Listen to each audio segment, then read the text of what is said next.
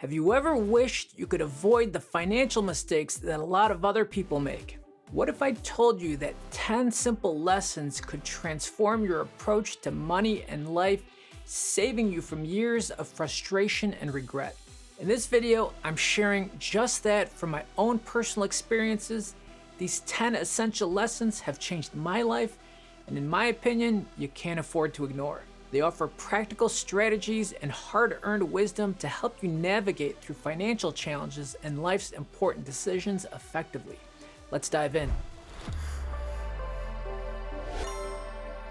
Hi, I'm Noel Lorenzana. I'm a CPA, and I like to think of myself as successful, speaking humbly, of course. Now, I've grouped these 10 essential lessons in 3 groups, starting with foundational mindset and life choices. Number 1, choose your spouse carefully. Selecting a life partner is arguably one of the most important decisions in your life, not just from a personal happiness standpoint, but also from your overall life success and financial stability point of view. The lesson here really goes without saying. The right spouse can be a huge support system for you and can really shape the direction of your life. The wrong spouse, on the other hand, can absolutely crush you and ruin your life emotionally, physically, mentally, and of course financially. As for me, I'm happily married. I chose to marry later in life and was fortunate to find an amazing wife.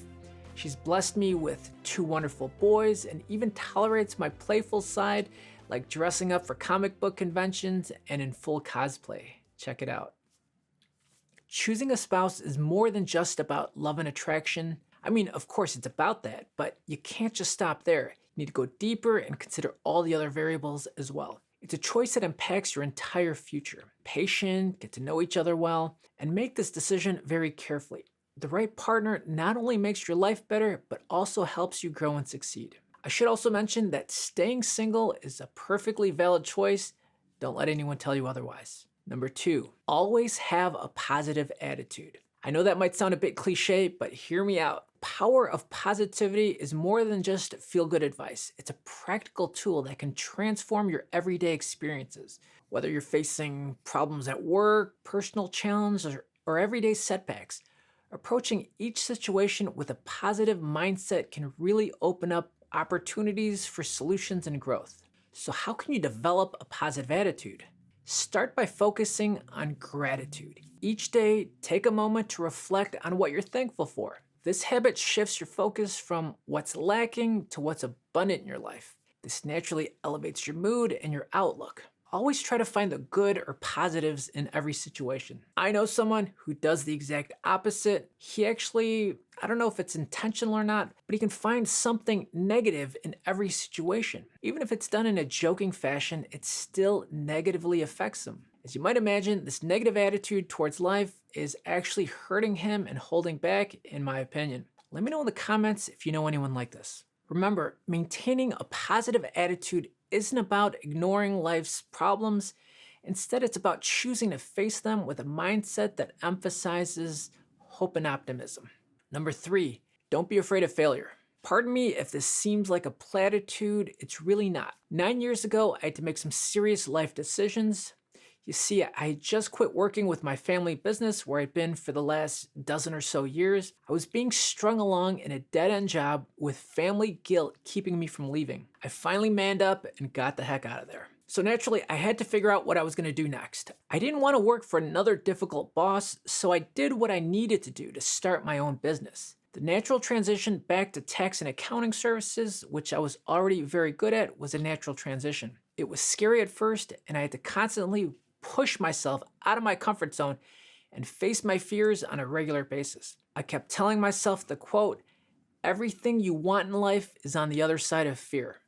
This reminder kept me going, and the habit of regularly facing my fears and having confidence in myself has helped me get to where I am today. That is, with a successful business with lots of happy and appreciative clients. Plus this YouTube channel that's doing pretty well, and a small catalog of instructional courses that are selling okay. Trust me, face your fears. It works. If I can do it, so can you. Number 4, time is your most valuable asset. Use it wisely because you can never get it back. When you're young, you think you have all the time in the world. But as you get older, like me for example, you might start to feel your life passing you by and eventually realizing that your time might be running out. Some like to say time is money, but I would argue that time is more valuable than money. For example, when you get older, you'll realize that you can have all the money in the world, but your time can actually be running out, and no amount of money can buy you more actual time on this earth. Value your time wisely.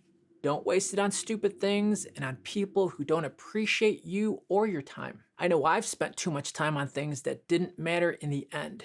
How about you? The next 4 lessons are grouped under financial prudence and preparedness.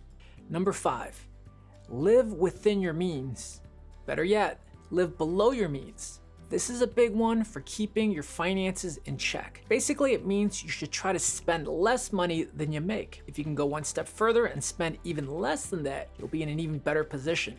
This extra space in your budget can help you save up, invest, and handle emergencies without stressing out. Here's how you can start. Keep track of what you're spending money on. See where you can cut back a little bit, like maybe eating out less or making coffees at home. Set up your bank account to automatically move a portion of your paycheck into savings every month. This way you're saving without even thinking about it. Now, I understand not everyone can do this, but if you can, it's an ideal strategy for setting yourself up for the future. Ultimately, it's about taking control of your money rather than letting it control you. In my life, for example, there were times when I was able to save a lot of money by living with my parents. That savings helped me out tremendously later in life when things hit a rough patch. So do the best you can when you're able to. Which leads me to my next essential money lessons. Number 6, emergency savings are a must. Having an emergency fund is not just a good idea, it's essential. As we all know, life is full of unexpected surprises, whether it's a sudden job loss or medical emergency or major home repairs. An emergency fund acts as a financial safety net that helps you handle these surprises without throwing your finances off track. Conventional wisdom says to set a goal to save at least 3 to 6 months worth of living expenses. If you can do it, great, but if you can't, then aim for a lower amount and build up from there. Remember, the purpose of this fund is accessibility, so keep in a savings account or another safe, easily accessible place. This way, if you need it, you can get to it without delays or penalties. By building and maintaining an emergency fund, you're not just planning for the unexpected, you're ensuring peace of mind. Knowing you have this buffer can significantly reduce stress and give you the confidence to manage life's challenges as they come. By having an emergency fund myself, I was able to quit my old toxic job and start my own business, knowing that I had at least 6 months of savings to carry me through the beginning months while I built up my client base. Believe me, building an emergency fund is essential for financial security. Number 7, get financially smart early rather than later. Starting your financial education early can make a huge difference in how you manage money throughout your life. Understanding the basics of budgeting, saving, investing, and good credit sets a strong foundation for making smart financial decisions. Begin by reading financial books. One of my favorites is The Richest Man in Babylon. Follow financial news. Use resources like podcasts and blogs focused on financial literacy. Consider talking to a financial advisor if you're able to. And don't forget to follow my YouTube channel, for example, since this is one of the topics I'm going to be focusing on more and more. Also, practice what you learn, start budgeting, learn about different investments, and monitoring your credit score. Learning by actually doing is one of the most effective ways to improve your financial savviness. The sooner you start, the more you can avoid common financial pitfalls like high credit card debt and not saving enough.